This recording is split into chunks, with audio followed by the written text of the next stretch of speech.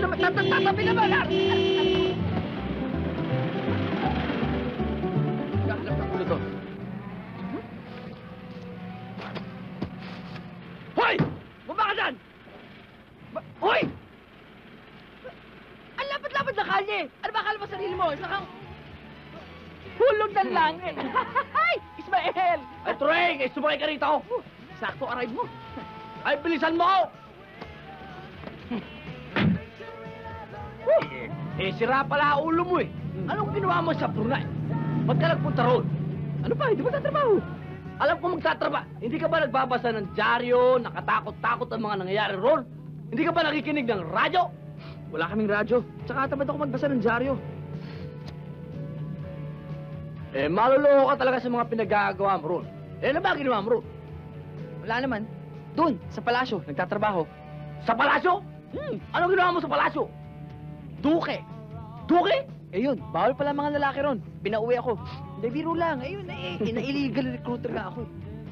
Nagtatrabaho ako ron, tapos biro mo, nung dumating ako, binigyan ako ng $100. Tuwan-tuwa naman ako. Biro mo, 8 oras ang trabaho ko, tapos walang oras ang pagkain. Inilisan ko siya. Tawa na! Tawa na! Tawa na! Mabuti pa sa akin na lang magtrabaho.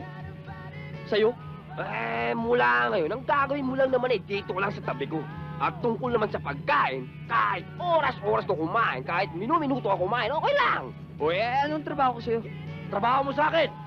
Abay lang, lahi ka lang sa likod ko, walang problema. Sa likod mo? Ha! Alalay? Hindi na, oy! Magkababata tayo rito, tapos gagawin mo ko alalay mo? Suplado ka naman pala eh.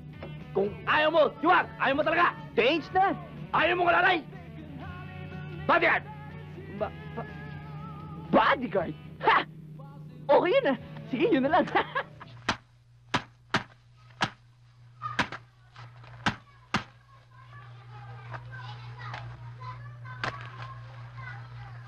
Lala, tol. Ngayon patay na ang kuya. Patay na rin ang ambisyon ko. Sino pa ang mag-aabala sa akin?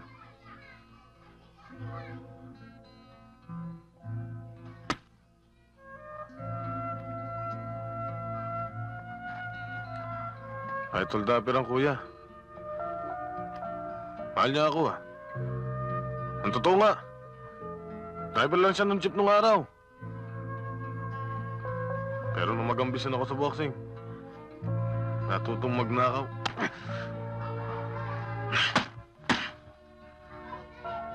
Kahit napatay na kuya, hindi ka dapat masiraan, no? Dapat nga, matupad ang ambisyon mo. Para sa kanya. Paano naman, tol? Hindi naman kami mayaman. Wala naman ako masyadong pinag-aralan para makapagtrabaho ng magaan. At kung kakayod ako,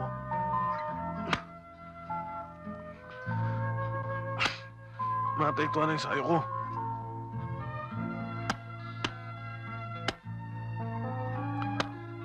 Ayan mo. Total, kinupkup niya ako. Binigyan niya akong tirahan. Kaya sisikapin ko na makatulong sa iyo.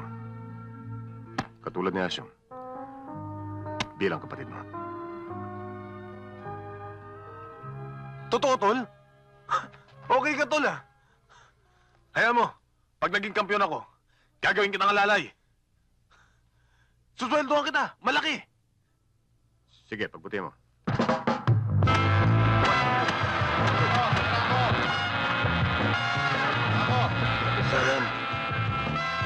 28. Bangon! Tol! Bangon! Tol! Halik! Tol!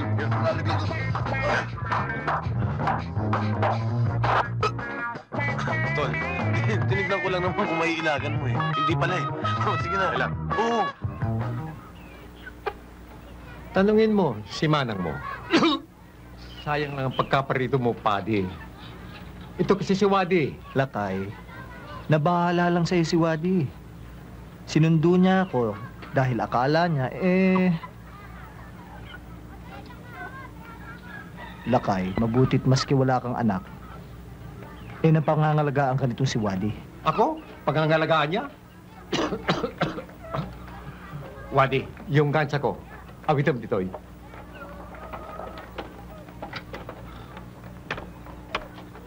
Bata pa ako nito. Milikano. Napintas, lakay.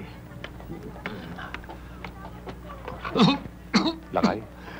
Ibigay mo kay Paddy. Amerikano dito, lakay. Dahito'y Milikano. Dahita, Ilocano. Galit ya po Diyos mo, Paddy? Haan, lakay. Noon pa ito, si Kabunyan pa at ang mga anito. Kung hindi sila galit, hindi rin galit si Apo Diyos. Pero ngayon, iba na. Hindi nag-iiba, Paddy. Ganon din ang mga bundok. Ganon din ang mga gubat. Ganon din ang mga tao. Dapat malaman mo yung Paddy. Tingyan ka rin, di ba?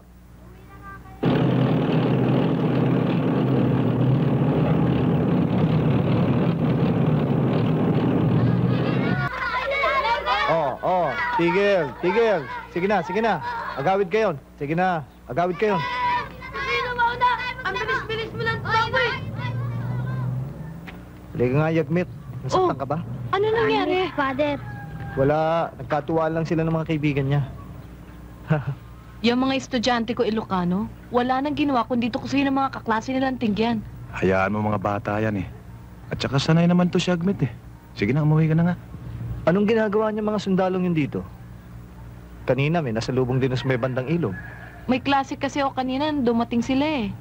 Sabi ni Mayor eh, may darating daw dyan. Sino si Presidente? Presidente? Oo, mga Presidential Guard Battalion yung mga yan eh.